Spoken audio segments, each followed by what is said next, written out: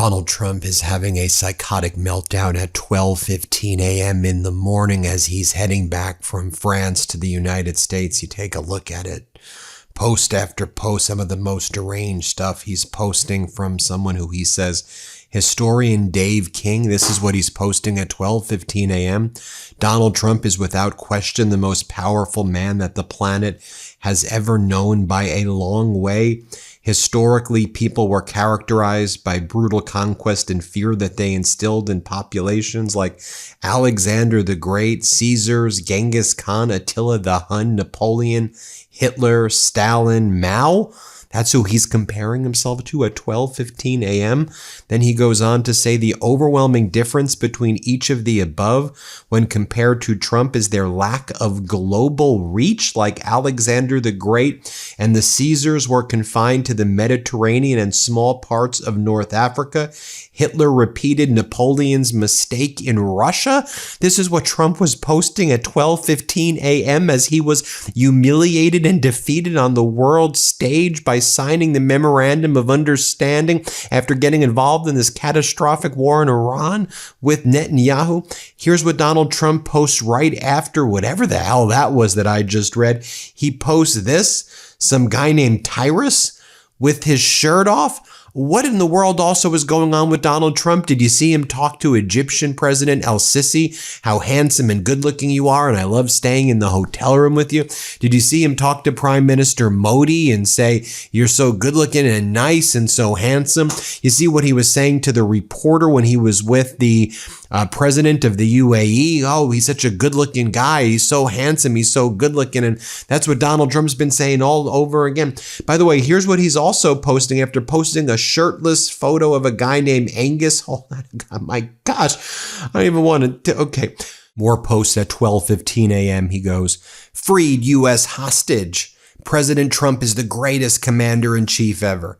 Then he posts this. The technology the world relies on was invented in America. We all remember Intel inside. Stupid presidents took our economy for granted and let Taiwan and others steal our semiconductor factories. They forgot to protect our industries with tariffs. When I won my second term, third actually, it was clear America needed its semiconductor industry to come back. We design everything, but we need to build here. I mean, you're such a fraud. Former President Biden developed the CHIPS Act, which was an actual piece of legislation to bring the semiconductor industry here, and you've irreparably harmed that by attacking the CHIPS Act and by also imposing tariffs which harm certain component parts that would also allow us to build some of these semiconductors here as well.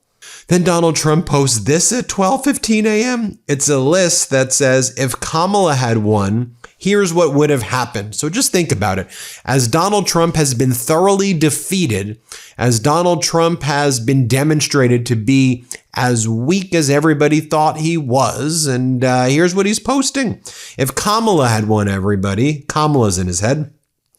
Millions more illegals over the border, billions more in health and welfare fraud, criminals release speech controls, everybody. Speech controls, gun restrictions, more trans propaganda in our schools, reparations, gasoline at $10 per gallon. So Trump's saying, even though right now you're probably paying $6 a gallon, it would have been much worse under a hypothetical scenario if former Vice President Kamala Harris won. No, let me tell you what would have happened, idiot, if former Vice President Kamala Harris won. We would probably have a booming manufacturing job market right now because she would have continued what was happening towards the end of former President Biden's presidency. I know you talk about your stock markets. Yeah, the stock markets would have been booming, far higher than they are now. It wouldn't even been close. You would have had interest rates reduced because she wouldn't have done tariffs against the world. She would have had a compassionate immigrant policy that probably had a pathway to citizenship for people who were here working and paying taxes, who met certain criteria, while making sure that people who were here and committing crimes or engaged in unlawful acts were deported. You were the one, Donald, who destroyed the comprehensive immigration bill that could have actually resulted in a great deal of benefit and compassion and growth for our economy. So Just think about how desperate and pathetic you are that you're aboard Air Force One that's been given to you by the Qataris. You're flying back from France after the most humiliating G7. You just signed an MOU in Farsi, I might add, because of course we all know that Donald Trump speaks Farsi. Did you all know that the MOU, here's Iranian President Pezeshkian, he's holding it up. Look at it. Zoom in. It's Farsi. Donald Trump, and just so you see what the White House posted, so you see it's like, well, Ben, maybe that was a different version. No, this is from the White House account. Donald Trump signed the agreement in Farsi. And, my own personal view is I actually think that signing this surrender was the only deal. You break it, you fix it. And so I'm actually glad we entered into a deal. The American people should never have had to bear and will continue to bear the consequences of Donald Trump's reckless, irresponsible, malicious, and war criminal behavior with Netanyahu. But we need to get out of there, and we need to focus on America, getting American people health care, making sure Americans can afford homes, making sure Americans get jobs. That's what we need to be focused on right now. But Donald Trump, again, so utterly weak and pathetic. Susie Wiles, Donald Trump's handler, chief of staff, posts, she posts this as though they just got back from a Carnival cruise trip. There has been so many memorable moments and days and accomplishments at the G7. The G7 was a huge success, an opportunity to make sure that members and other participants see America first. We had a great time. It's like a Carnival cruise post after. We had a great time. We loved the buffet. It was quite amazing. We got to experience a great deal together. The trip was capped off with a beautiful dinner and birthday celebration for Donald Trump at Versailles. Yes, the location where Germany signed the Treaty of Versailles in 1919 and surrendered in World War I. That's where you signed the Memorandum of Understanding. It was truly spectacular. A golden palace, right? We all know that Donald Trump loves golden palaces, particularly after his blistering schedule of bilateral and other meetings and working sessions. Nobody works harder than Donald. Now Trump signed the MOU at dinner, while the next 60 days present challenges and important details are worked out. Signing was a great step forward for America. Folks, these are truly the most pathetic human beings. Put your politics aside. These are the most pathetic human beings. Rubio to what was going on. Did you see Rubio's face during this thing? Rubio understood the gravity of what the hell was happening. Here, play this clip. This way, if it works out, I'm going to take the credit. If it doesn't work out, I'm blaming JD. You better be careful, JD. He's going to turn his plane around and get the hell out of here. Yeah, I like that idea. I think it's a good idea. And the reality is that Donald Trump admitted before leaving that he was checkmated, right? Trump made the admission and said, had we not entered into this MOU, there would have been a global depression.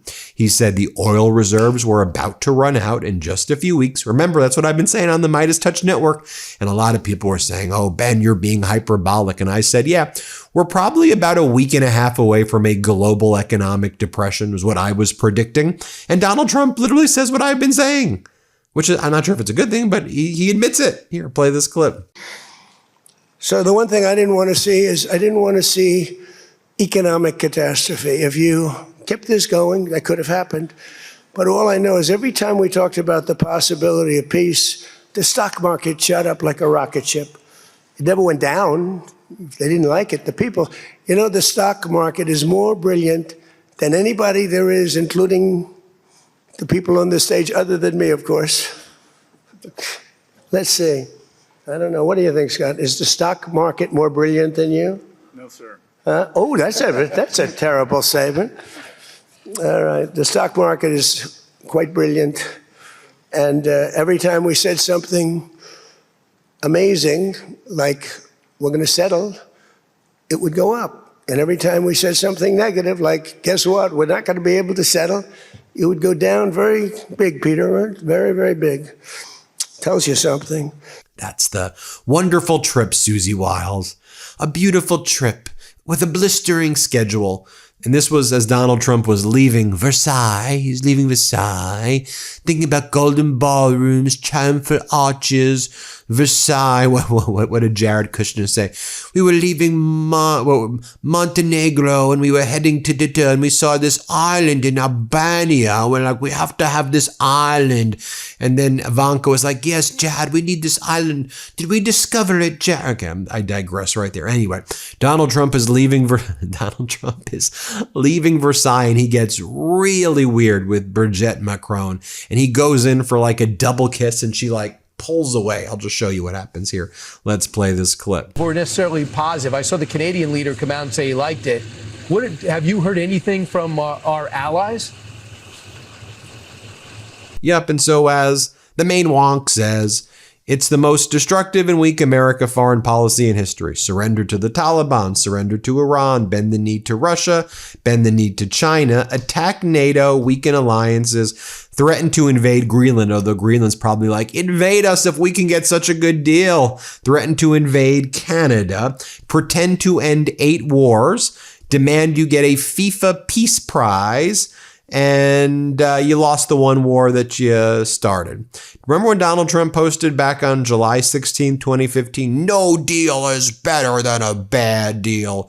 America out-negotiated again. Or November 24, 2013, what a rotten deal we made with Iran. We get nothing except laughter and stupidity.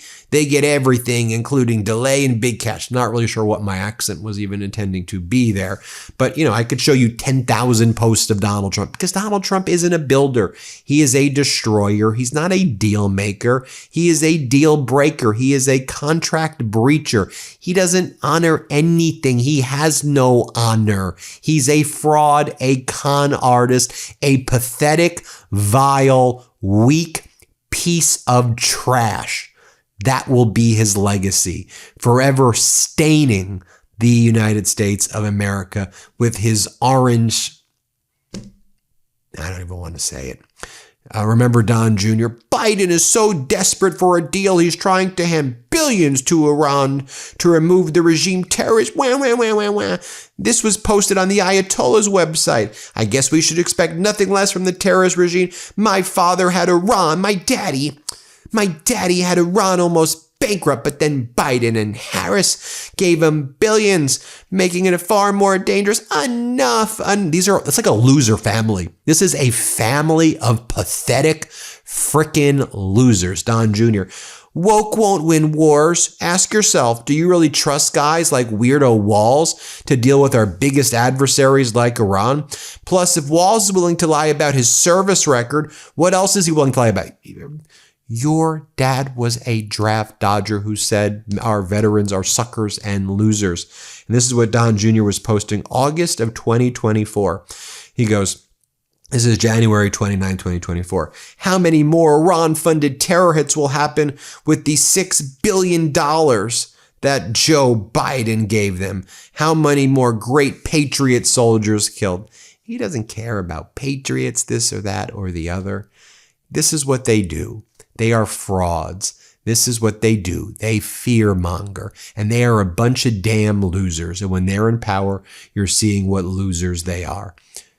I'll show you, though, who's not a loser. Someone who's on what I think is a short list of people who may become the next president of the United States, Senator Ossoff. We caught up with him.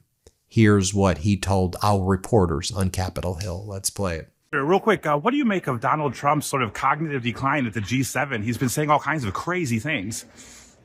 The president has been humiliated on the world stage. And many Americans are increasingly concerned about his stability and his capacity in the office. It's